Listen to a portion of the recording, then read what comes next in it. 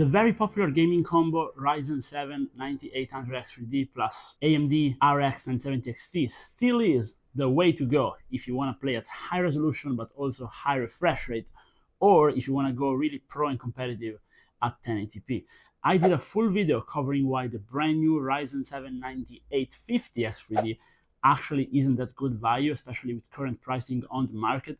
So this is still the way to go for value. Now, if you put together a PC with those two components, you can stay well under 2,000 bucks and actually come very close to the 1,500 bucks mark, depending on how you build it, and of course, depending on how much you want to spec out your RAM and SSD in the current market. However, this range is also where PC building gets very interesting, because we haven't had that many interesting launches lately, except for the brand new Intel CPUs, which I thought were pretty cool.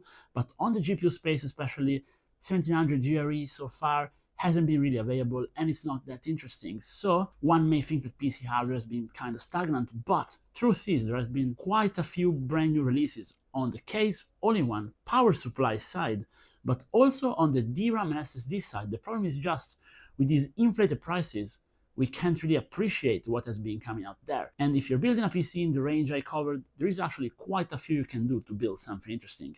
So here we are today with this build. And now we'll get the performance out of the way first, because that's what you're aiming for. And this is the usual performance you can expect with a build like this. Any AAA title maxed out at 1440p are gonna run very well. 1080p is too easy for this build. You can play competitively at well over 360 FPS in most titles. You're gonna lock out the Apex Legends engine at 300 FPS, do well over 300 FPS in Warzone. This is a beast of a computer for competitive gaming, and very good for single player titles. However, let's actually get into the technical side and delve right into it. And welcome back at ImWateringPSUs. Now, first of all, the motherboard. And the motherboard is based on the case choice, because for this motherboard, they actually started out by choosing case, power supply, and water cooler. And this is all Corsair. They sent these products over and I wanted to do a build around them. And the reason why I chose to cover those components is because the case is so cheap, it's really worth buying. You're getting a premium case at the price I usually pay for non-premium models. And this case is the Corsair 2800X. Now, in Europe especially, this thing comes in at €79, but also in the US at $89.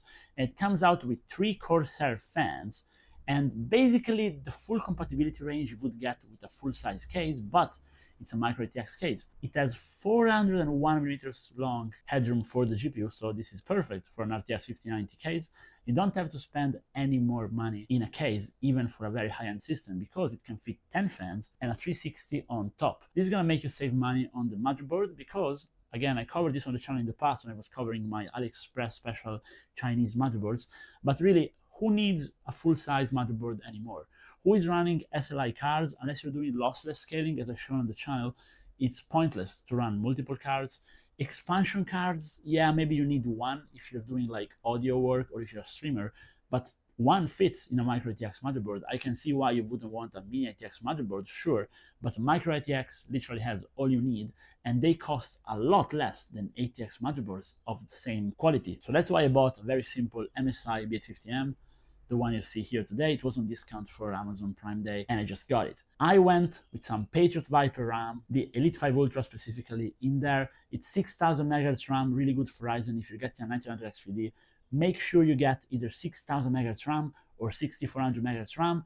Get the lowest possible timings you can, and make sure you follow my AM5 RAM overclocking guide. And also, if you're going full Team Red, really, this CPU and this GPU, they benefit so much from undervolting. You can literally spend 20 minutes of your time to make the PC run cooler, quieter, and faster all at the same time, and also dramatically reduce the latency. So those are all things you have to do, in my opinion, if you're an enthusiast in building a PC like this. And then we got a pretty interesting piece of hardware, which literally hasn't been covered because they're on shortage, and it's this T-Force GA Pro SSD. So this is a 1TB model, Gen 5, but actually slightly lower speed than the usual Gen 5 speed, and this reads at 10 gigabytes per second, which is really fast, but comes in a lot cheaper and puts out a lot less heat than the actual counterpart, because they sell it with a graphene pad, and we will need a cooler, of course.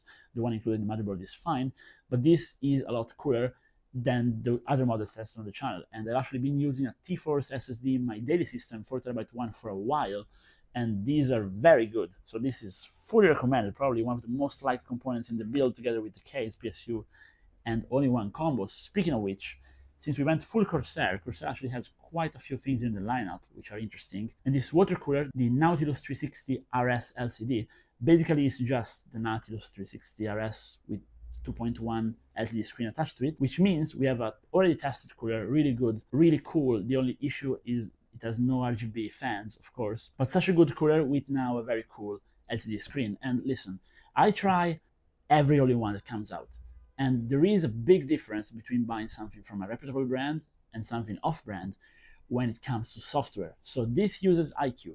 Now, iQOO in the past wasn't the best, but nowadays it's really good. And for the all-in-one, this is one of the few all-in-ones with an LCD screen that actually never bugs out and works really well. Listen, I love, like, for example, Mars Gaming components. I recommend them all the time, but their software is so buggy. I always have issues playing back videos on it. This thing just is great. And also, if you want to just leave it at stock, it has a lot of cool designs, more than counterparts. So it's worth paying slightly premium. But the thing is, the reason why I'm covering it here today is this has an MSRP of over 150 bucks, about 160, depending on the region. But today, at least in Italy, you can buy it for about 100 bucks, which is crazy. Because, okay, now it's a strange period for hardware, everything's a discount, but I also think it's why you should buy it now. This is really good. And at this price, it's insane, because it's a really good cooler. I'll show you the Firestrike result with the temperature on the CPU, and keep in mind we are in Italy, it's summer, there are 40 degrees ambient environment, and I have no AC in the studio, and those are the results before undervolting, which drops 15 degrees. This is really good cooler, and it's quiet. You cannot hear the pump, you cannot hear the fans, they're all daisy chained, you have a single cable to plug on your motherboard plus the USB for the actual all-in-one. This is really good. Now, PSU from Corsair, RM750e, they, I think, finally are innovating well on the PSU side. I wasn't really liking their latest power supplies, not because they were bad, but because for the price, they had nothing new going on. Back in the day, I was using a lot of Corsair PSUs because they were good value, very reliable, and they also had something to them. Cool design, they were some of the first ones to have cooler cables, and so it was worth the buy. Lately, they've been pretty boring. Now, finally, we have something cool. What am I talking about? Well, they have included comms on the actual cables. So they're sleeved with comms. This feels like a proper sleeved kit. They're only on the main cables, so GPU and 24-pin, which is where you need them. And they are really cool. They're white, and even the power cable is white. The screws, they're silver colored. They really paid attention to the detail, and even the zip ties, they're white. Now, this may seem like irrelevant stuff, but it's gonna change the way the build looks at the end. And again, that's the difference between a non-premium brand and a premium brand. Also, check out how cool a 12-volt high-power cable is. It's a 12-volt high power that splits into dual 8-pin, so you can reduce the port on the PSU and use the new technology. This is ATX 3.1. This is really good. Of course, the PSU is Cybernetics Gold and Cybernetics A+, and very reliable and has very good efficiency curve. Again, going back into the case, Corsair has been doing something right. This is fully mesh. I love the design. The cable management does itself. If you watch the channel, you know I don't cable manage. I didn't even cable manage this one. But this one automatically cable manages because the way the routing is done is perfect. The front panel has a single connector, not the split connectors. These are all little details, like the GPU stand, which you have for the anti-sag, which you will not find in a cheaper case. The crazy thing is that this case is cheap. So if you're fine with going Micro-ATX, you can save a lot of money. And a product like this, as you know, I sell computers. This is something which is gonna sell really well because you have a brand name in it. It looks so clean, and it's all just done right. So if people have no problem going full AMD, which lately they have less, this is a very good PC to sell. And that's why if you're building it yourself, you can save a lot of money, and it's the PC you should build today. But as usual, I want to hear what you guys think. Please drop a comment down below, letting me know if I did something wrong, if you would change anything, if you have any bad experience with any of the components I use, please, I want to know. And with that said, I thank you guys a lot for watching. And if you want, you can also now become a member to support the channel. And I want to see you guys in the next video as well. Bye-bye.